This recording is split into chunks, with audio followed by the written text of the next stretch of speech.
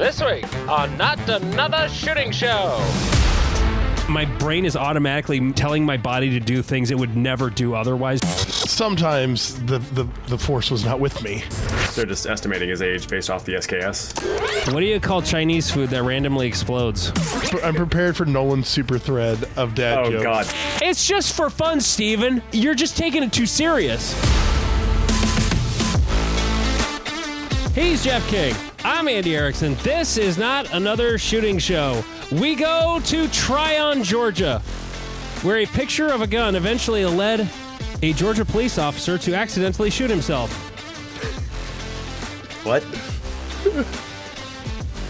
By the way, Steven is also here. Yeah, Stephen Tomlinson is also our guest. Yes, I'm just reading the news, man. It all started Saturday at a high school in Tryon, Georgia, when a threatening photo of an AR-15 style gun with the caption, "Who's next?" started circulating among students. Police arrested 2 juveniles and filed terroristic threat charges against one. The same photo resurfaced Tuesday, which resulted in a juvenile being detained. It then circulated again on Wednesday, this time sparking reports there could be a gun on campus. Officials put the school on lockdown. Then a police officer investigating the situation accidentally shot himself in the foot while in a school hallway. He was sent for medical treatment and placed on administrative leave. Okay, why can he carry a gun at a school and I can't? That's such a good question, dude. There's a meritocracy thing, but it's as simple as this. People think that cops know what they're doing. Yeah. I think it was before he shot the cinematographer, or maybe it was after, when Alec Baldwin said, "I think there should be a police officer on every set to make sure everybody's being safe." Right. That would have stopped it. And I'm like, I don't think that's a qualifying factor. Right, but at the same time, that all the people who are like, we need to put veterans in every school, and you're like, yes, I want 20-year-old like honorably discharged idiots in the school with guns. This will end. Are you saying veterans are idiots? Yes. Wow. Wow. Thank you for your service, Stephen. I mean, I'm not going to deny being an idiot, but I mean, I could be trusted with some things. Okay, would you trust your other airmen? The airmen? No, I work with like the youngest airmen like every day, and no. God, no. Now we go to Fresno, California. A former Fresno police cadet, notice I said former police cadet, is behind bars Thursday after authorities arrested him on federal weapons charges. In a criminal complaint, federal authorities have charged 27-year-old Joshua Brown with possessing a machine gun. Investigators say they found an MP5 and an AR-15 style rifle in Brown's bedroom closet. An FBI special agent said that in Instagram photos and messages, Brown indicated that he had manufactured a fully automatic MP5 himself. The agent also added that Brown had several suppressors. The FBI found and seized those items just earlier this week, which this story was from a couple weeks ago. I think it was September 5th, yes. They found him at his apartment that week. He was taken into custody by the FBI on Tuesday, booked into a Fresno County jail on federal weapons charges. He was hired by the Fresno Police Department in September last year as a cadet. His employment has since ended. And as of Thursday, he's being held without bail, due in court last week. Following his arrest, 2 other Fresno Police Department employees were also placed on paid administrative leave pending an internal investigation. In a statement, Joshua Brown appeared in court for the first time, and defense counsel has not been provided with any of the evidence or investigators' reports. Do know that Mr. Brown is an honorably discharged Marine Corps veteran who served in combat in Iraq. He has no previous criminal record while preparing for his next court appearance, blah, blah, blah, blah, blah. So. Okay, going back to the veterans, Go for it, Jeff. Go for it. Maybe if you're going to be committing felonies, don't put them on Instagram. Well, maybe. That's a good way to go. Maybe. But props on converting an MP5 and an AR-15 to full auto and making suppressors, or at least having suppressors. Well, they only said that the MP5 was fully automatic. I don't know if the AR-15 was. So I think it's only a machine gun, not 2 machine guns. I think. But the suppressors are just thrown on there as a footnote. Be like, he also had suppressors, guys. My favorite part is it says Brown indicated that he had manufactured a fully auto MP5. And you're like, oh, dude, don't admit to anything. Yeah. Well, he admitted it on Instagram. Right. Well done. Well done. It's always your friend that, the mystical friend that has these. That's not mine. It was my friend who had the weed officer. It's a medicinal MP5. I've got a card for that. I wish I had cooler friends. Yeah. Patreon.com/Not Another Shooting Show. Subscribe for $3.57 a month, and you get an extra episode every single week. We've got our Reddit where we say things and stuff and post fun shit. It's a good time. r/NASS on Reddit. And MW Activewear. Get the coolest jerseys there are. MW Activewear on Instagram. That's the best way to get hold of Michelle. Okay, so Steven, I asked you to come on because, I had a couple of bits that I thought would be good with a third person. Turns out, particularly you. But, just about a year ago, I don't remember what the exact date was. It was around this time a year ago. Are you fucking kidding me right now? No, this is accidental. This just popped in my head right now. I think it was like this weekend a year ago when I beat you two at Iowa section. Yeah, I got like the Google Photos memories thing pop up a couple That was an days accident. ago. I totally forgot. That's why that picture popped up. I wish I'd planned that. That would have been funnier. Actually, no, this is better. But, okay, so if I was shooting Iowa in a couple of weeks, which I cannot because I've got hot passes to the NASCAR race with my wife in Kansas, so I'm not going. I'm so upset right now. In all seriousness, if I was betting money, I would bet money that I would not beat either of you. I'd take that bet. In all seriousness. That's my favorite thing about shooting with Steven is that, like, at a local, he's going to beat me. He's definitely going to beat me. At a major, I'm like, he's going to fuck this up somewhere. Like, he's definitely going to fuck this up. So, and he tried to fuck it up at Free State, but didn't fuck it up bad enough. I guess. Screw myself out of the win. Did shooting prone cost you the win? The fall, think? yeah.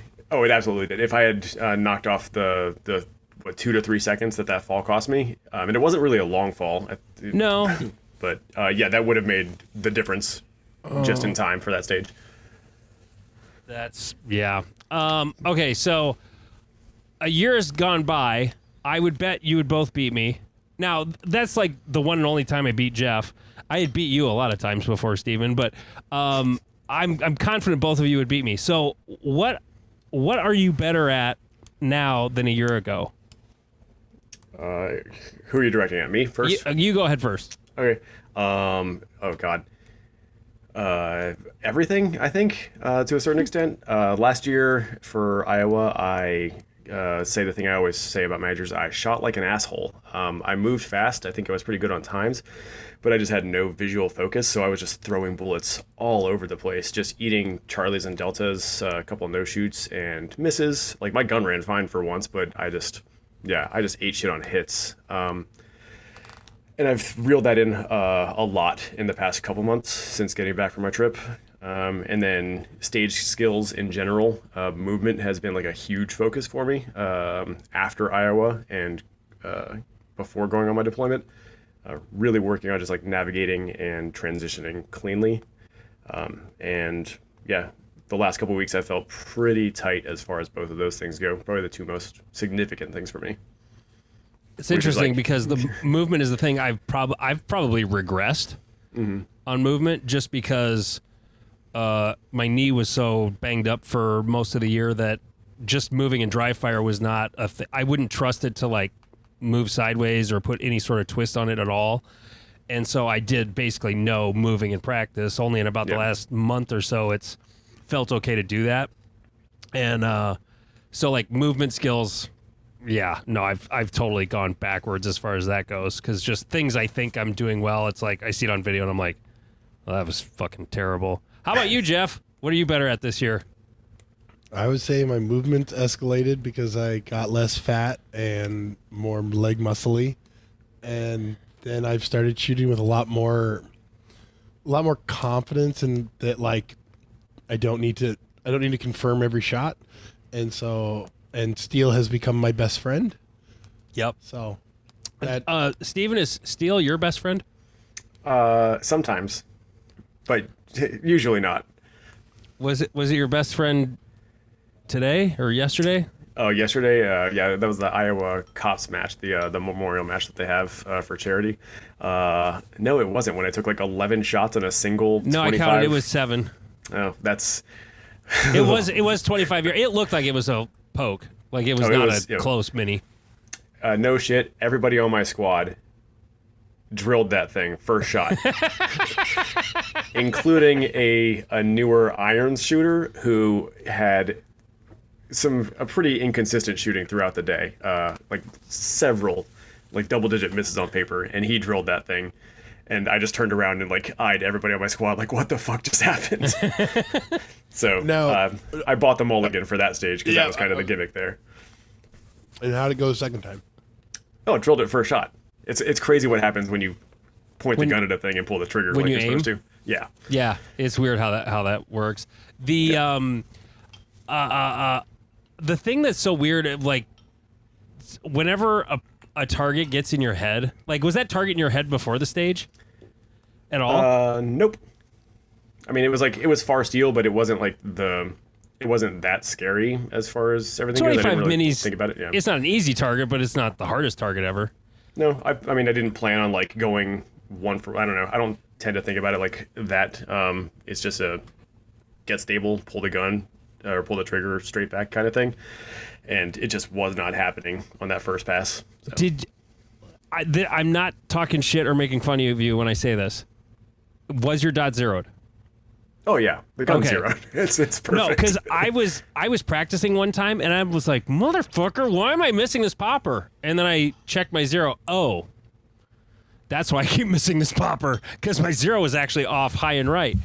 And like there was like 4 or 5 times I know I center punched it, and I'm like, how, and it was just off. I don't know why. I thought it was on. Apparently it was not on, but it was off. And so, I mean, sometimes that's the reason, but sometimes not. Anyway. Nope, yeah, the bullets were going where I told them to. I just told them to go into the dirt. Yeah. Well, it happens. Okay. Jeff, you have in here good reasons to train with noobs. Yeah. So, thanks to Lane. Drink. By the way, Steven, I'm drinking the whiskey you gave me. Me too. Hey, the cut spike. Pretty good. I finished mine. So he was training with one of his cop buddies when I showed up, and the cop buddy is a combatives trainer, does like knife stuff. But he doesn't really shoot USPSA, and so I kind of just joined in to the rotation. We set up our little stage. We each come up with a plan. Lane was kind of guiding it just because the other guy couldn't really like give us a plan, and so I just jumped in the rotation. And after I'd finished, the tactical guy would come up and go, "So why'd you do this?" And I was like, "Why did I do that? I don't know. Did I do that?" He's like, "Yeah, like right there, you did that." And I'm like, huh, why did I do that? So it forced me to have to remember and explain why I do the things I do, and also acknowledge like what I don't have to think about. So at one point, like, I fucked up my draw, engaged the first 2 targets that I had to engage, and then in like, you know, a wall segment movement, I readjusted my grip. And he was like, "Oh, why did you readjust your grip there?" And I'm like, "Did I readjust my grip? Oh yeah, I did. I fucked it up on the draw." Like, and he's like, "Did you like think about it?" And I was like, "Enough to reset to get a better grip. I don't know." Like, your hands just did it for you, right? I think he was a little over analyzing it. Yeah, but it forced me to like sit down, and he's like, when you go from the paper to the steel, you're throwing a lot of misses." And I was like, "Yeah, I'm kind of trying to use the force, and the way we had the target array set up, you started in the shade and you ended in the sun. And so the dot brightness was screwing me up really bad.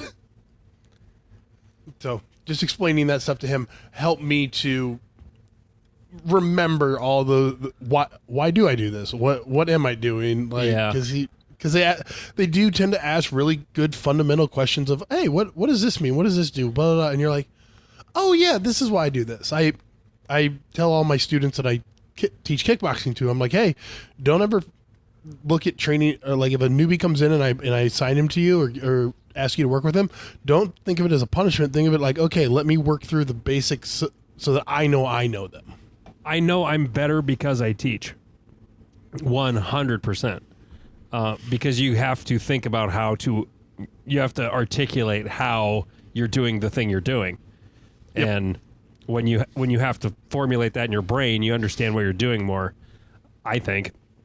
And it just causes you to catch things, learn things, like little, I don't know if tricks is the right word, but it's just, when this is going wrong, oh, it's usually this. That guy wasn't a newbie. He's like a reserve police officer and more of a Timmy shooter. He's never shot a match ever.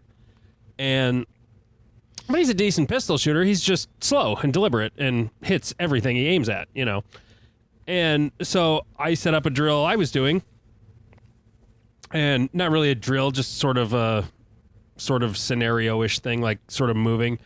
And then he set up a thing. And his thing was actually, it was starting directly behind the barrels and then literally shooting from cover. And I can't explain why it fucked me up, but it fucked me up because I've never thought of it as cover. It's just I'm leaning around a wall.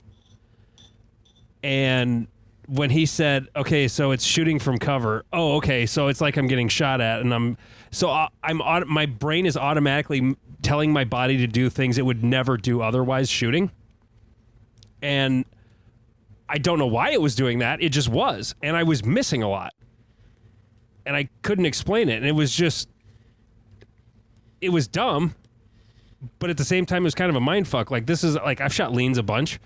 Yeah, they can be challenging, but I don't get why this is hard. Right. It was sort of strange doing something totally abnormal to what I would normally do.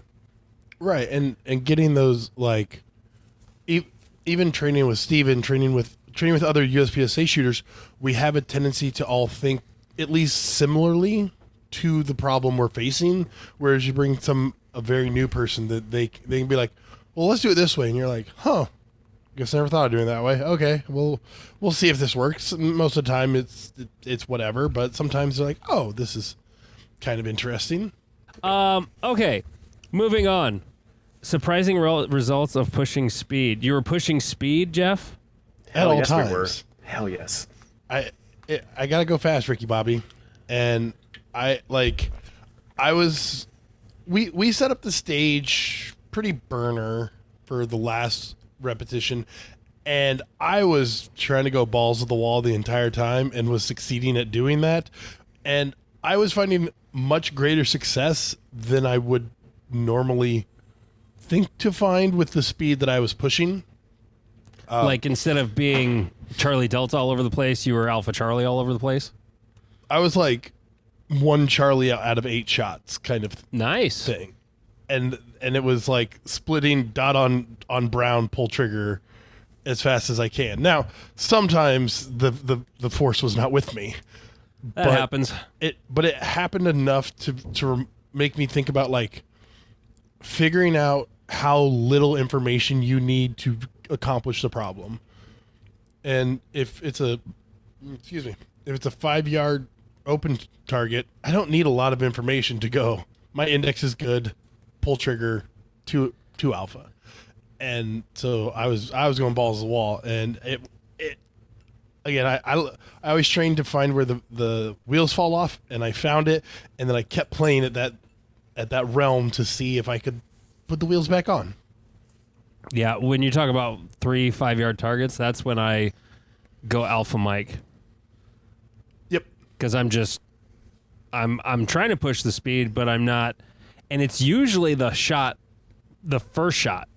My second shot will stop right in the middle like I want it to, but I'm pulling the trigger before it's there.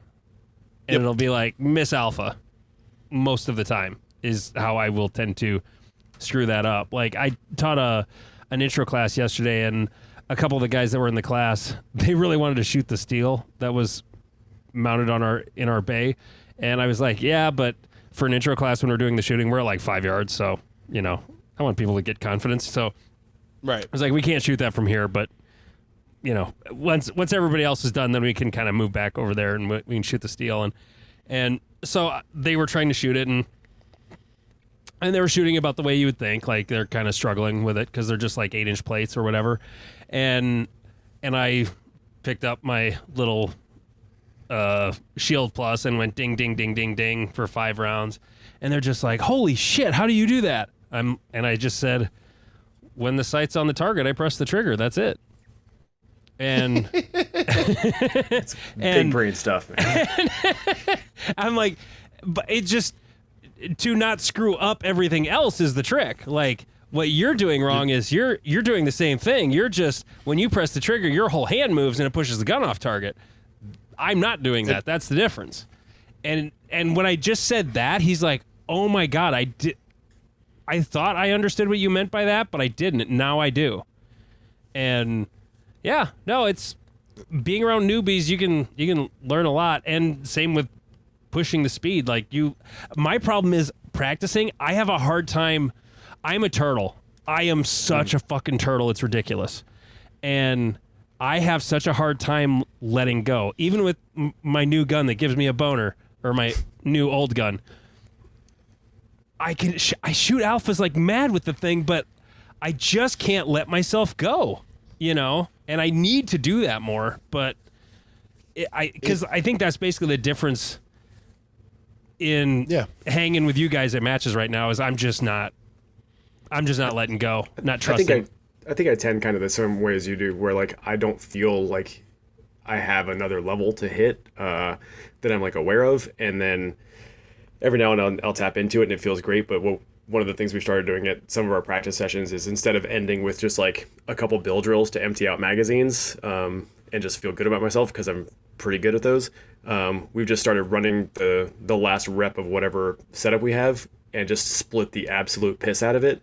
Just run it as hard as you can. Just like no accountability. Just pull the trigger twice wherever it's pointing while trying to maintain like whatever fundamentals and grip and all that nonsense. And like Jeff said, it tends to work out better than you would expect it to. And it shows you like where the wheels are going to fall off. And it's usually not the trolling. It's usually, for me anyway, it's like transitions. Like, yeah, I pulled the trigger and the gun did what it was supposed to do, or what it was supposed to do, but it was pointed to the dirt before it actually got to the target kind of thing. And that's when I pulled it. But yeah, it's kind of inspiring. Like you're in too big a hurry to confirm the dot's actually there before pressing the trigger. I mean, for the thing we had today, where like we had a hosey part in the middle that was essentially like a Blake drill with some partials, and we were moving through it, like going left, approach the Blake drill thing, and then go right. And yeah, through that middle section, we were just like the splits and the transitions were like the same speed. It was like pop, pop, pop, pop, pop, pop, kind of thing. And yeah, there would be like one over the shoulder or one between the targets, but for the most part, like yeah, Jeff was. He had a lot more alphas than I did for sure, but still like alphas, Charlies, and then just like some bullets you couldn't account for. They went somewhere else. Sometimes bullets just go to Jesus, and we don't know where they go, but we bullets pray for them. the bullet god. Yes, but sometimes they just go there, and that's how it is. So, okay, well, we must go faster. Speaking of shooting fast, Nationals just wrapped up today as we're recording this, and. It did. Steven actually said, hey, are you planning on talking about Nationals? Oh, right. That was the thing that happened. I forgot. Now, refresh my memory. Is it handgun or handgun Nationals? So last year it was handgun Nationals, and this year it's handgun Nationals. Oh, yep. It sure is. That's why I couldn't find it last year when I was searching on Practice Score Competitor. That's right. Every time I tried to search for it, it pissed me off so much, and then I would remember, it's 2 words. It's I don't know one who's word. responsible for that. Handgun is one word.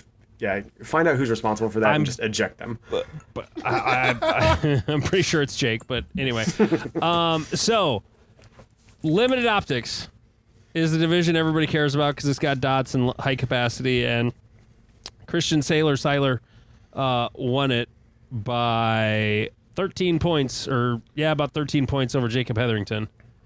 Now, you were saying, Steven, they were not on the same squad?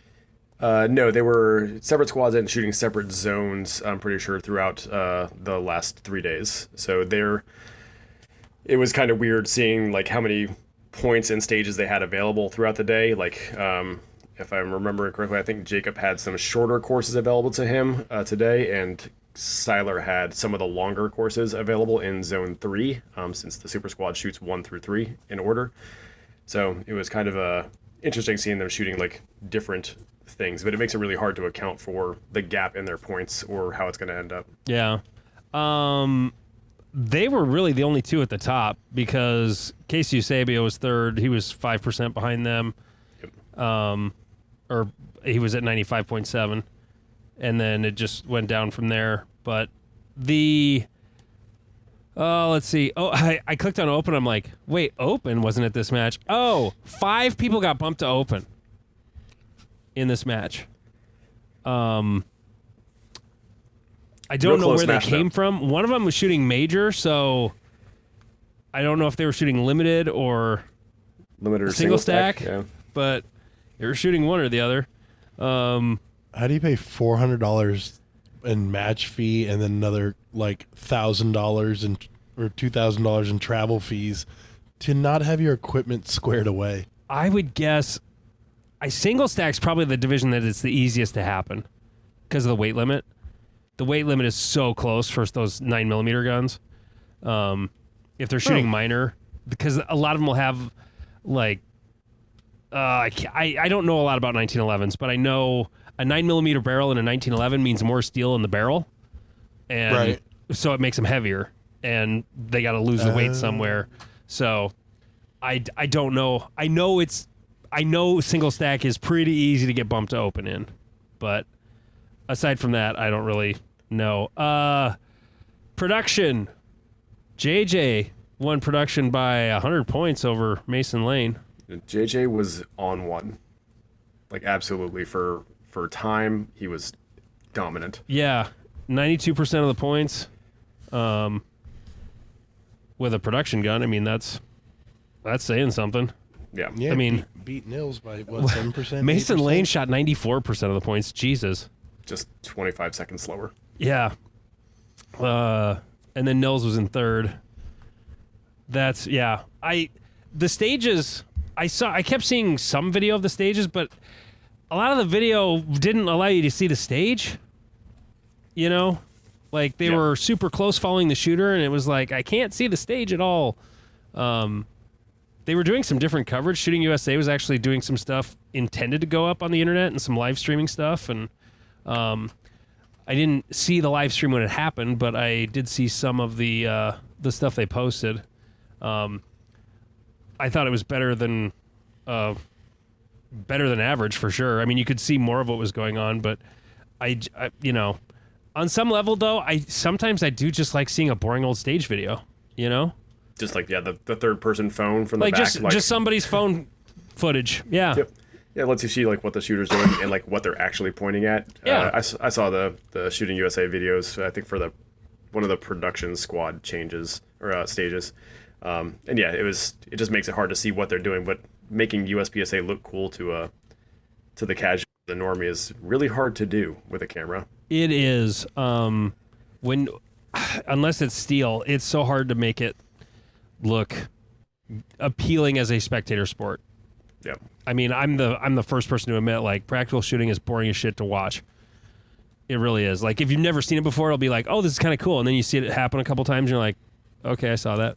You just need, like, a top shot camera on every target. Yeah, you need exploding targets and falling 100 steel. frames per second, like, zoom in as they shoot 2 alphas right on top of each other, and then transition to the next target. Oh, dude, Can you imagine if they could put that many cameras on a bay? How cool that would look? It would be so like just impossible. watching. It would be, but I mean, seeing the 2 bullets show up on the paper. Imagine being the guy behind the console trying to like control which camera is live for that though, as people shoot different stage plans. That would be challenging. Yeah, for sure. I mean, it would be a director's nightmare. Oh yeah. I mean, it's we could get like something like electronically scored so that it just pops up and like tells you, oh, this is like a graphic. Yeah, that'd be cool. Because then, you could almost just do like a third party like boom camera following them, and every target they shoot, it's like, oh, they got Alpha Charlie there. Oh, they got 2 Alpha. Oh, and like gives you like a real time scoring of the event. Unfortunately, AI is totally dedicated to just creating the lewdest anime photos I've ever seen.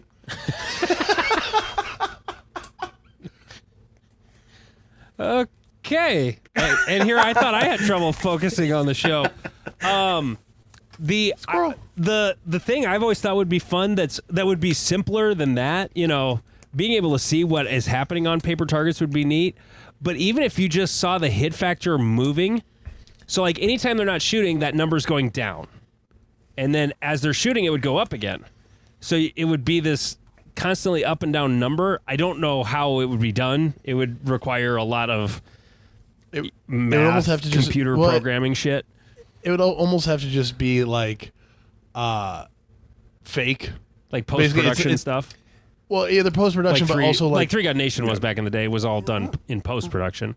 Right, or you just put a random, like, you pick a random number, like, oh, it's always a 10 hit factor regardless, and then it just, like, randomly goes down and up to, like, while moving, it's, like you said, while it's moving, it's going down. While they're shooting, it's going up. But I mean, it could, but if it wasn't real, I would be like, that's bullshit.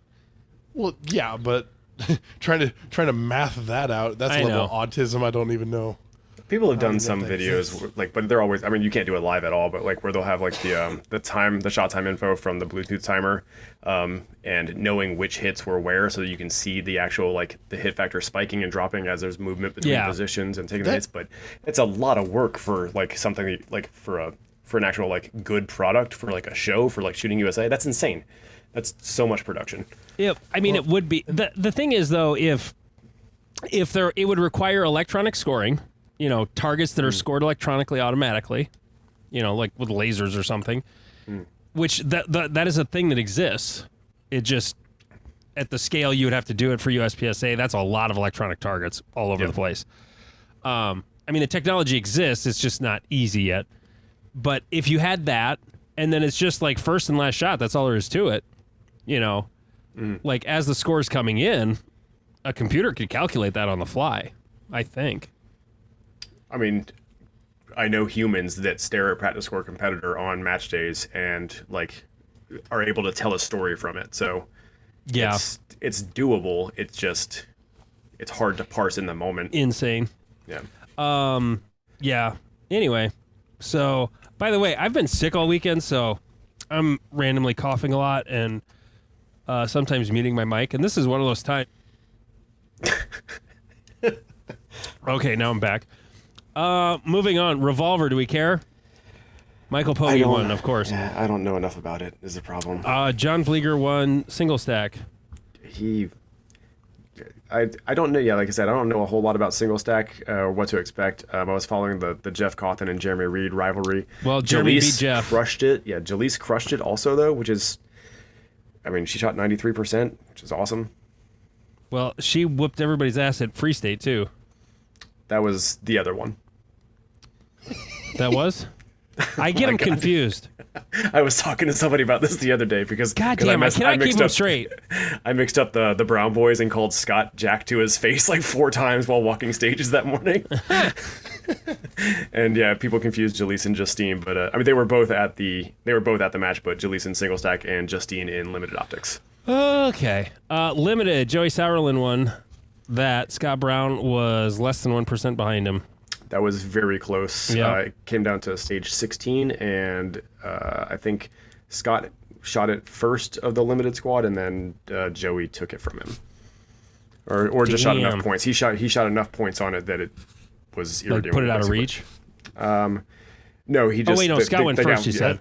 Yeah, so he was winning the stage, and Joey just didn't need to win it to take the actual overall win. Two mics is not going to cut it. but he was like, it's just still wild. Like I know the Super Squad hadn't been through there, but he won that stage with those 2 mics when they got there. And it was their Jesus, last he was stage that of the close. match. Scott Brown had 6 mics and a procedural on the match and was still that close. Dude's so fast. Fuck me. Well, he was 14 seconds faster than Joey Sauerland. Like, overall, raw time. Yep. Jesus. That's, wow. That's cooking with gas, for sure.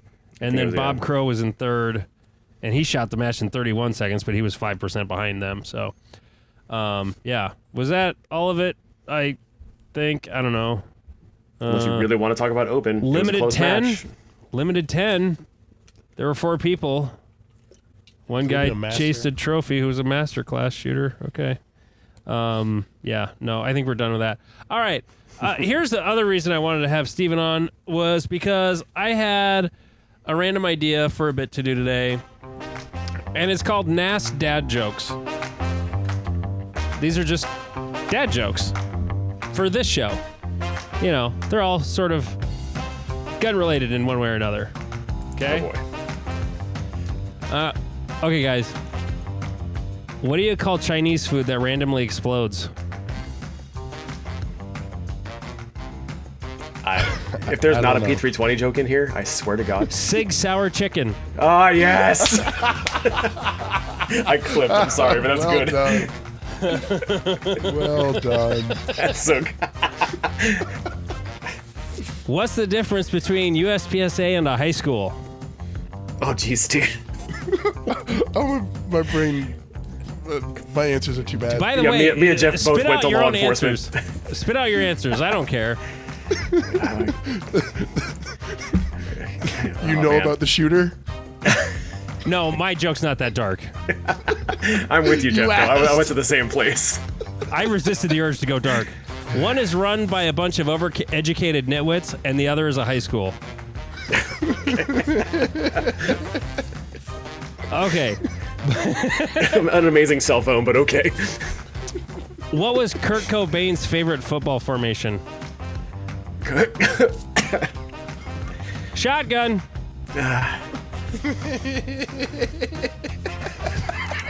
Jesus. Okay, I went dark on a different joke. It's fine. Okay. What do you call Jeff at a gay dance club? The meat. 4th place. Gay. That joke cracked me up all day. That's the one I couldn't wait for all day. I was. And you didn't laugh at all. I'm so bummed. Oh my god. I laughed so hard every time I thought of it. Okay. What do Steven and Jimmy Hoffa have in common? Oh man. They're both missing. Oh.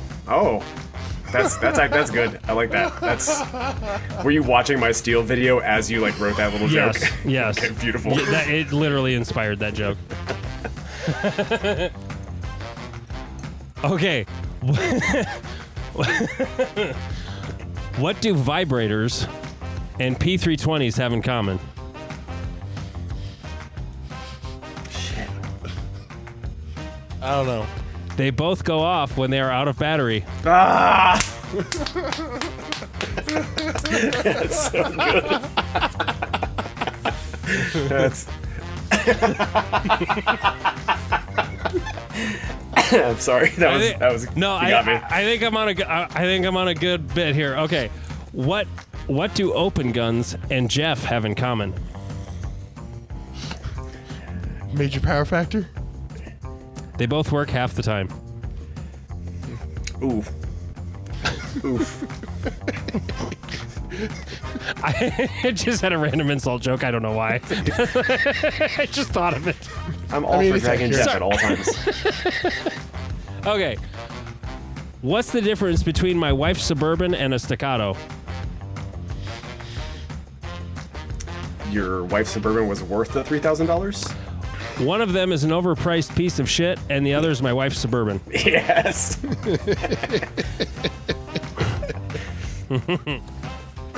What do piles of shit and Andy have in common?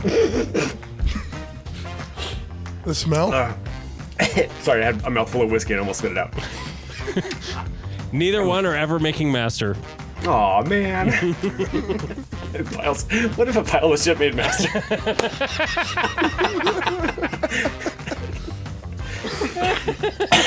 Okay. I'm right here.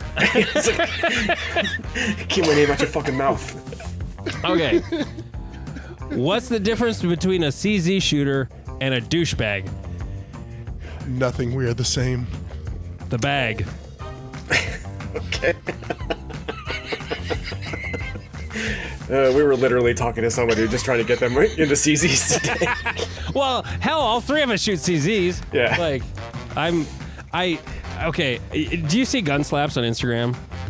Only when you or Jeff That or guy Austin is send it to me. hilarious. Yeah. He has got the funniest memes gun-related on the internet by miles. He's hysterical, and he loves to make fun of CZ The shooters. CZ guys, yeah. I don't care. They're funny. They're all hilarious. Okay. What's the difference between a USPSA board member and a toilet?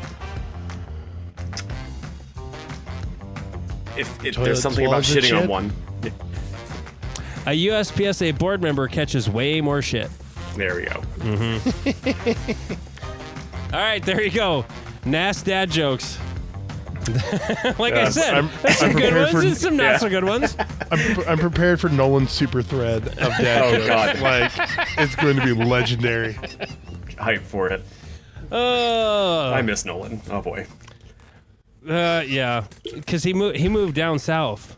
Like Yep, he moved to the far away. The deep south. Let's move on to the Reddit.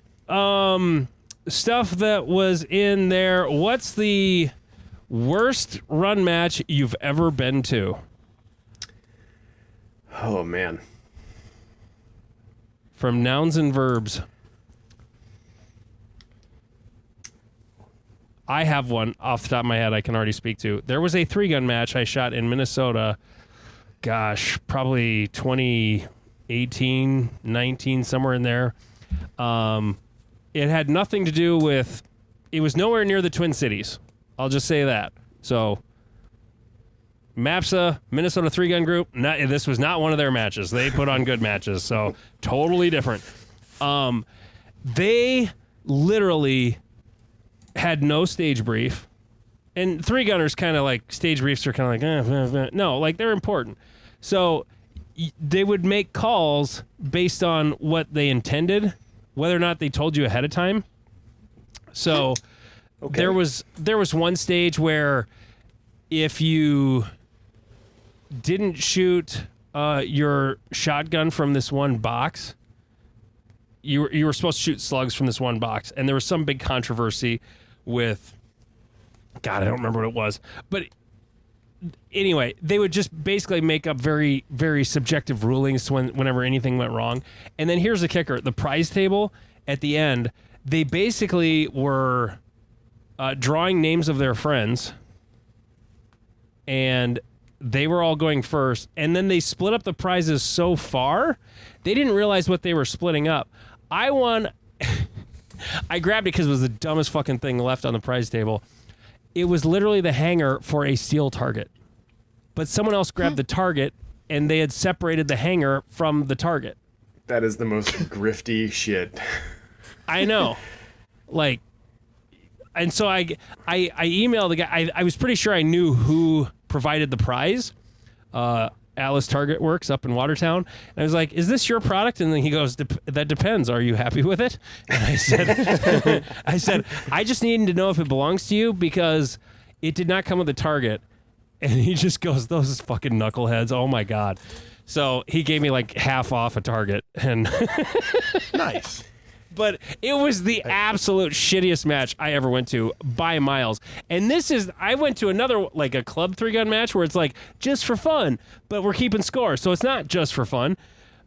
You had to load a 38 special from a box of ammo that had 357 and 38 special mixed.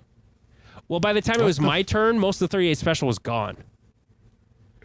What sort of stage gun equitable It's just for shit fun, is that? Steven. Yeah. Oh my God. You're just taking it too serious. You're It's right. just for fun. I'm a tryhard. Jeff has told me so to my face. Yeah.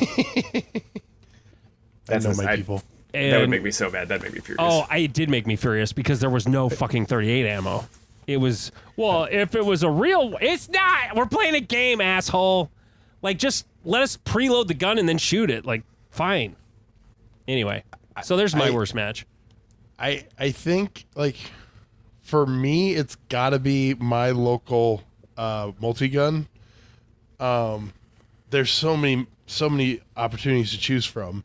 There was the 4-stage match that took 7 hours. Oh. That was the time I shot the multi-gun match, and then I was going to drive up to the night match the same day. And Was that the first time you came up for it? Yeah, because remember we were going to record a podcast. We were going to we were going to grab lunch or something. Oh yeah, and yeah. like we started around 9. Well, first off, I showed up and they were like at like 8:45 because fuck 3-gunners, and they're like, "Can you go help finish a bay?" And I'm like, "Say what?" And I'm like, "I came here to not do work." Okay. And I get over there and they have like 3 targets up. And I was like, Jesus Christ. So I like made we use bay 3 and bay 4 and make like a big stage sort of it. And then somehow these 4 stages, because we were on the 100-yard bay, so they were all stages like within our normal shooting area. We didn't get done till like 3 o'clock or something like that. Good hell. Oh, that one was bad. And then there was the infamous 79 round stage required with what was dubbed by an Omaha police officer as the Jewish execution trench. Whoa. In July of 2020. So it was called I Will Never Financially Recover From This. It technically was going to require 60. What was it? I think it was going to require like 60 rounds of rifle, but Jesus. or something.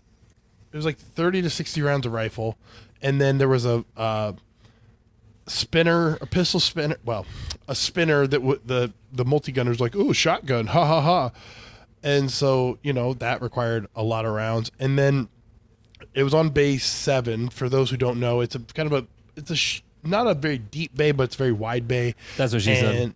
Exactly. And these targets were like against the berm, and then I could reach out from the shooting area. Like it was just a little path of shooting area. I could reach out and touch my barrel to the top or to the targets. And so I just blew the heads off of them. And so that's why it got called the execution trench, and then made even worse. And yeah, that was the only stage I've ever walked up to and gone, I do not wish to continue this. I do not wish to continue this match. And basically Lane goaded me into continuing, but like I was ready to leave. Yeah, I would have. Lane's a bad influence. Steven? Oh man, I have had some pretty bad multi-gun experiences local as well. Multi-gun is different. It's going to take longer anyway, but there have been some match management issues that might have caused some severe backups that affected me personally and added 2 hours of my life, or I guess stolen 2 hours of my life away. Oh man, I haven't been to like a lot of bad USPSA matches though. I think like the Ozarks Classic used to be like one of the first majors of the year in the Midwest. They didn't run it this year, but No, it's coming up in October. Oh, no, that's Ozark the Fall Classic. Classic. Yeah, the Ozarks Fall Classic is Classic. like like it happens at the end of winter, or I guess spring, as most people would say. But it's like the first major of the year, so it's like a nice warm up. And they put out the match book and everything. They run a good match like once it started, but they're like, yeah, the match is going to open at like 7 o'clock, so you can come here and like walk stages and everything. And it's a decent drive away, so I'm going to walk them in the morning of. And you show up and it's still dark out, because the time change hasn't happened yet, and nobody's there to open the gate for 45 minutes after they said the match was going to, or the range was going to open. And then you cram in to sign in, and then it's a very widespread match, so you try to like walk everything, and it's just a massive range. That's probably the most annoying, but I don't really, match management stuff gets me, and I have personally backed up my own match pretty badly last week, so it happens. But What went wrong? How did it back up? I started one of the squads on the stage before a doubled up stage or doubled up bay. Yeah, just I don't know why it even made sense to me at the time, and so it just what was it? The squad behind us got there right before we did like the second stage in that bay, so we ended up moving and then coming back, and it worked out pretty chaotically. But everybody was nice and helpful, and we got everything done. Todd Weitzel kind of helped me save face and get it done. So that was nice of him. Double bay stages, one of those stages needs to be super fucking fast. Preferably both of them, but one of them must be super, like, we don't need walkthroughs, we just do it. You know, like one of them needs to be super short, super sweet. Even if it's in a major, one of those two needs to be super fast and easy. Yeah. Where you just walk over after you do the other one and shoot it and done. If they're not both that way, if both of them actually require like any thought at all, no, they should not be double bays. You know, they should be really two separate stages. Yeah, Iowa's really good at that because they managed that all their bays are doubled up, right? But what I had was I've started running this weekday match, and we built 3 stages. We run one of them 2 different ways, and it's like the same stage, but different start position, different round count, different procedures, whatever. And that was the hang up. So, I'm a baby. I'm learning. Iowa's a little different because all of them are doubled up. So it's sort of, it's all the same thing. So they can have 2 big stages in a bay. But if they have one really big stage, then the other stage is smaller. You know, they've always been good at timing that out very well. They've also been doing it that way for like 15 years or something like that. So yeah, for sure. You learn. Okay. General thoughts on AKs. Not a good assassination weapon? Technically, the pictures I've seen, it looks like an SKS. Oh. Okay. I'm just going off news reports, that's all. Especially from 300 to 400 yards away. I just saw a news report that he, like, on Twitter asked Elon Musk to get him a rocket launcher and, like, put his phone number up there. It's crazy people. They're interesting at all times. But I personally like AKs for dumb reasons because I don't think they're that fun to shoot. They kick a lot. The buttstock tends to be not that great, and they are everything cuts you because everything is stamped sheet metal. But everything you do on an AK feels correct, like rocket, because it's a rock and lock magazine. It like. And the magazine's a chunky piece of metal, so you just kerchunk, and then when you rack that bolt, try not to cut your finger on the safety. It's just shing shing, and like manipulating the safety is pulling this big sheet metal cover up, and you're like, everything feels like you would expect a gun to feel in your hands, and then shooting it kind of beats you up, and it's not the most fun thing in the world. But from a historical perspective, I feel like I have to own one, and I don't regret it. I've shot one once, and it belonged to that buddy of mine, Tyler, with all the suppressors, and of course it was suppressed. And so I didn't really get the full experience because it was suppressed, so it shot fine to me, I guess. But then again, it was suppressed, so I don't know. I don't have strong feelings on them. I don't need to own one. I don't care about them. I like that they're a thing, and I appreciate the historical significance of them, but I don't need to buy one. I'm with Andy. Yeah. I don't know anything about guns, and the only one I've ever shot was Jeff's at a charity match, so blanks. And that's all I care to do. Technically, that one's Tom's. It's this crappy Egyptian one that even he's like, I'm surprised it's still working because I haven't cleaned it in like 15 years of doing this charity match. And they always As was did the this. fashion of the times. Yes. And now we can't get blanks. What piece of gear is most underrated for the range? Timer. No, pacer gun. Pacer gun. I was going to say pacer gun. I think you can't under or overrate a timer. Without a timer, what are you even doing? even if you're not looking at the timer, like to have the beep to start you, Yeah. I think is super important compared to just now I'm going to start now. You know, Yeah. I would think say that is if you have an ability to stand around for any amount of time, especially for a cold match, either a fan or heater. The like portable ones, those are very, very underrated pieces of equipment because you're like, yeah, I can deal with it, and then like someone puts a fan up on a hot day and you're like, I'm just gonna stand here for like a second, just let myself cool down a little bit. But I'm a I'm a prissy bitch. even when I'm doing a lesson and someone sees me pull out the pacer gun, and I'm like going chunk, and like, oh wow. Hell, I was practicing with my buddy Nick a couple weeks ago, and he's like, damn, dude, I need to get one of those. What do those cost? I'm like, depends where you get it. If you get it off Amazon, it's like $65. If you get it from like one of the pro shops, it's like 80. He's like, yeah, those are totally worth it. I mean, you can cover 100 bullet holes in 30 seconds. Yeah. Mm-hmm. And it's if speeding up your practice is something you need to do, you'd be better off just changing targets. Honestly. Yep. And in all honesty, like changing targets, it wouldn't be cheaper. I mean, the pacer gun would make up for the targets in a hurry. So yeah, just get a pacer gun. I think it's as important as the timer. I've been to matches that still use tape to paste holes, and I was like, nope, I will just burn my own pacers for this whole thing. I'm not using tape. Nope, I not a don't. chance. There's some clubs where it's just that's the culture. They just use tape. Yeah, it's really weird. I've never been to a club that used tape though.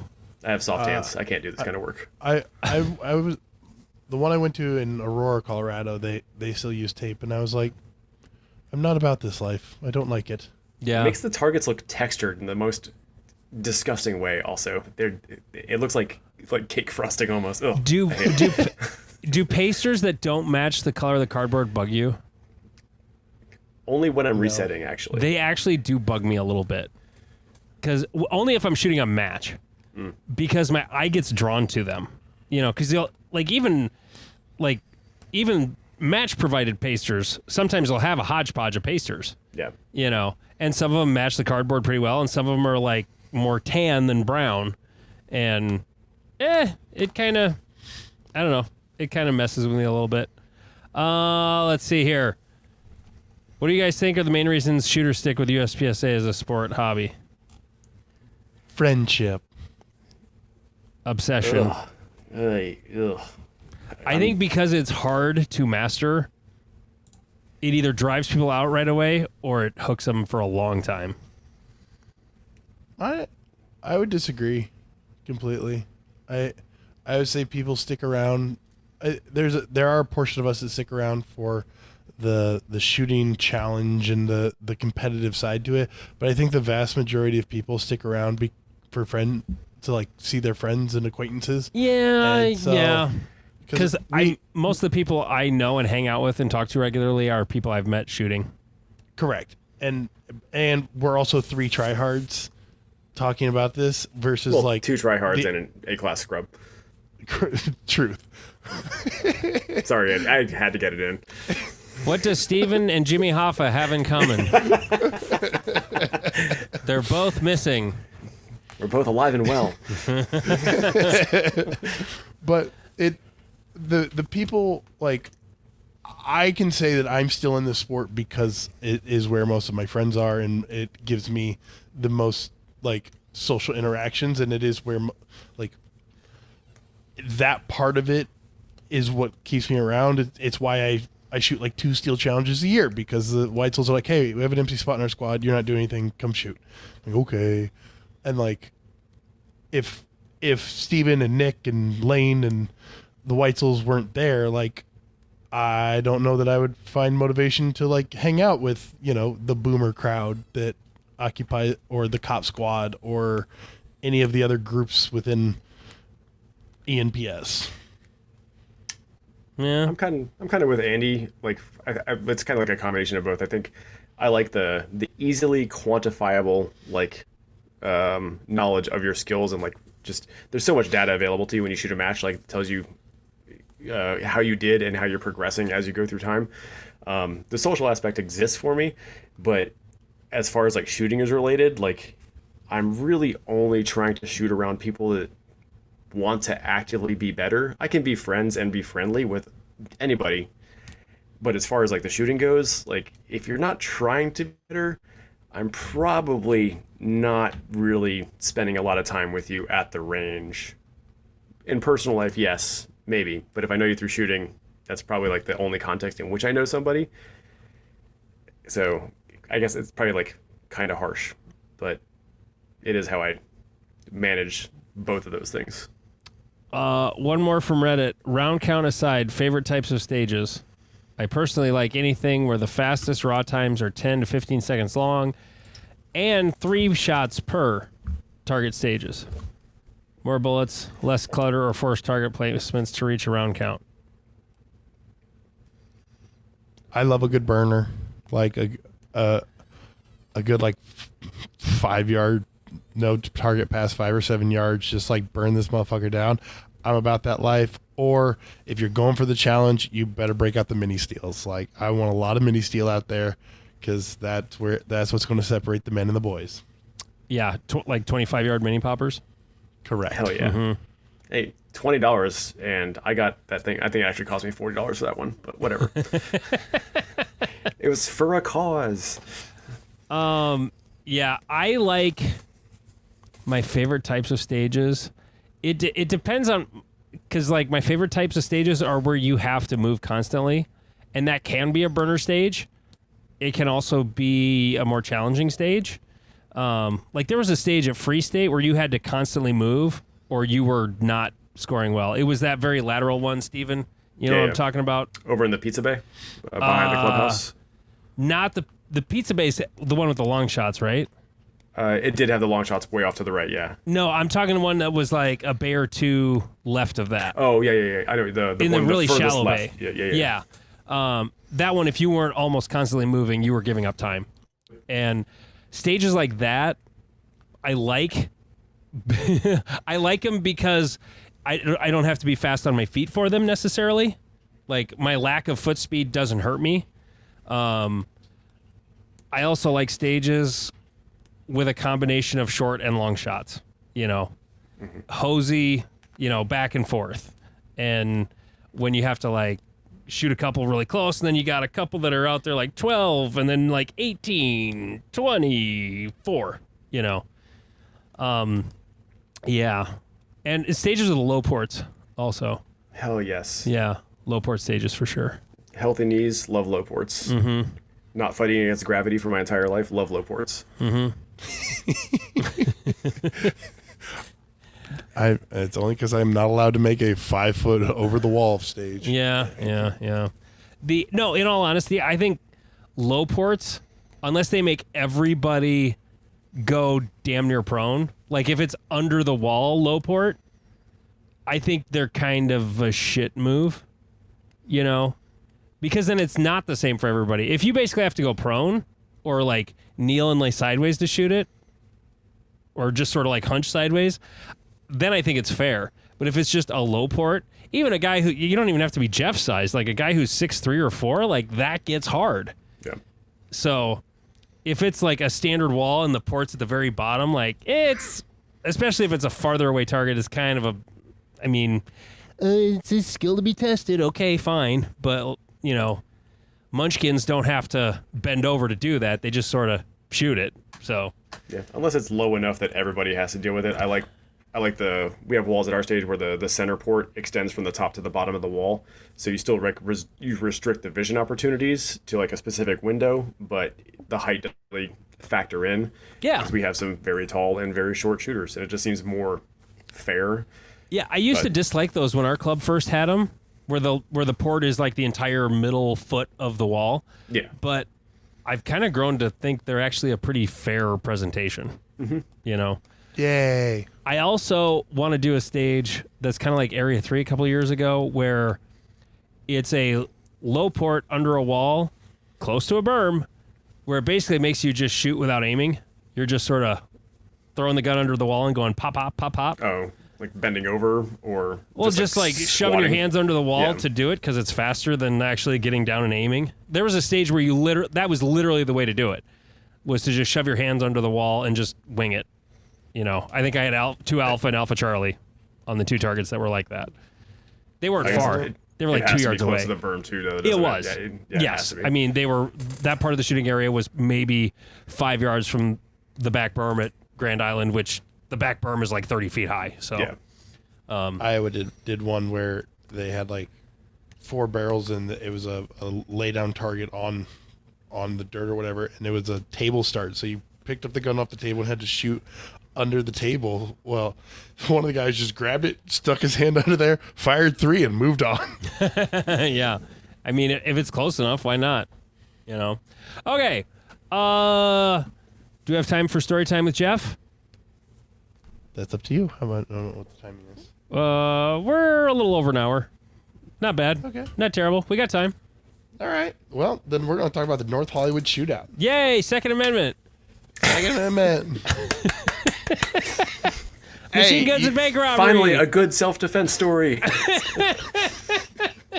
It's not. There's It's not. John Brown and the North Hollywood shootout. Yes, these are the same thing. Exactly. Well, so I picked the North Hollywood shootout because part of the idea is some people believe that the police are able to protect you. Well, this was a case where the police were not able to. Police were not able to Because- protect themselves. Correct. The North Hollywood shootout shockingly happened in North Hollywood. A man named Larry Phillips Jr. and Emil Mataseranu. They had robbed several banks before this infamous day, and many of you have already seen the video. There was actually a straight to FX movie about it, and they Yeah, had who was robbed. there was Mario Van Peebles is in it. Yep.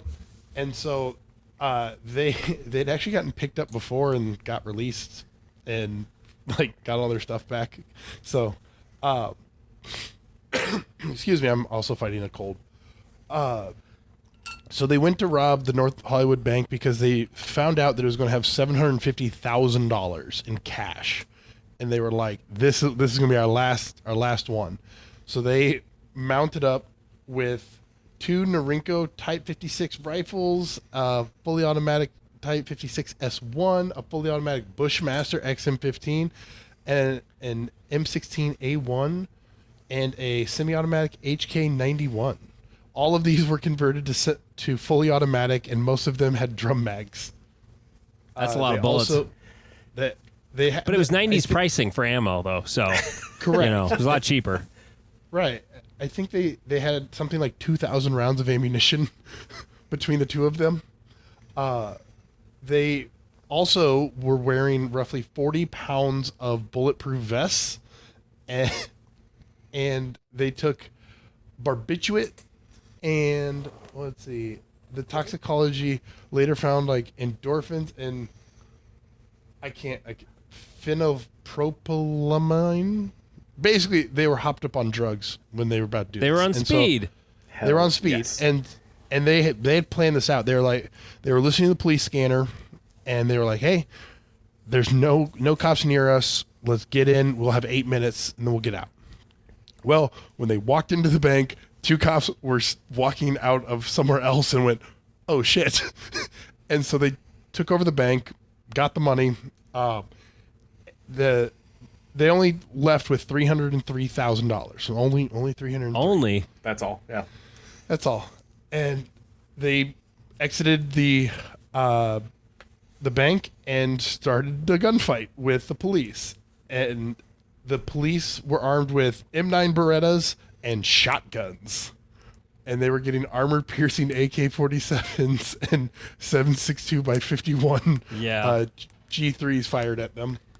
That's a little bit of a...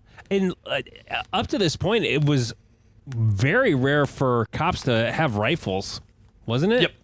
Yeah, so this is the shooting that like people talk about the militarization of the police. This is the shooting that militarized them. Yeah. So This is why during cops the have shoot- MRAPs and shit like that now. Yeah. Everyone's like, where do they have this? This is the exact issue.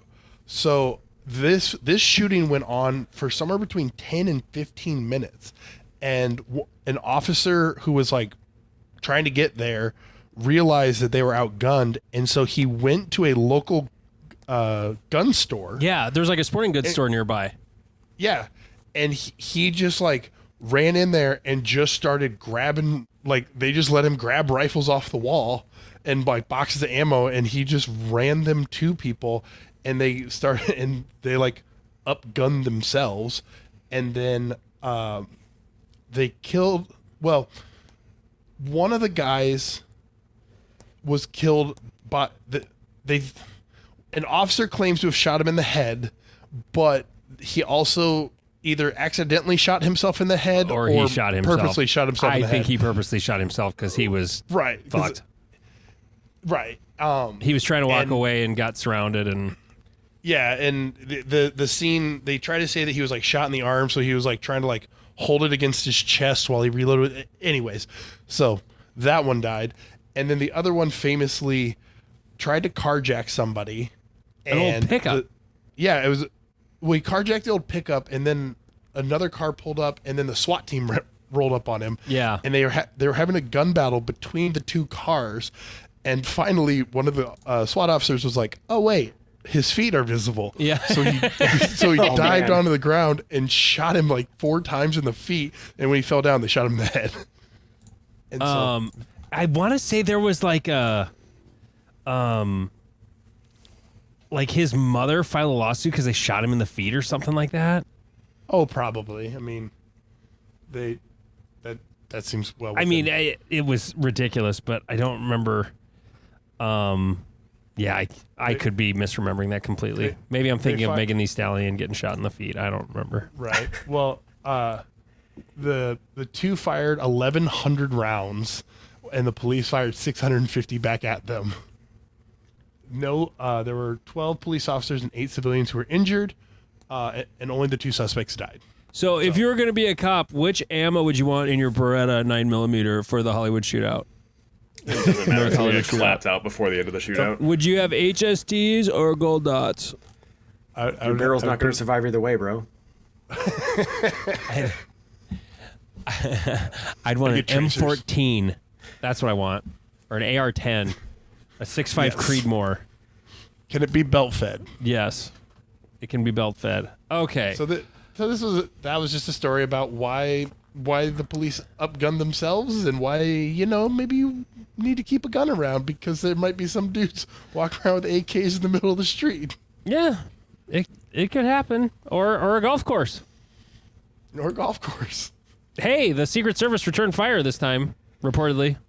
Reportedly, didn't hit anything. Well, I mean, from 300-400 yards away with pistols, probably not.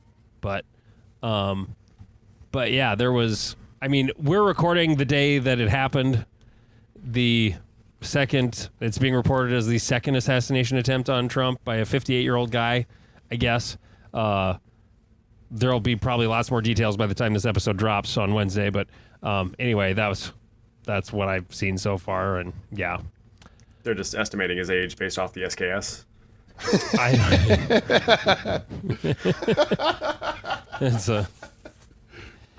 I don't know what it was, but it was yeah. Anyway, well, Steven, thanks for coming on and being a little bit of a punching bag.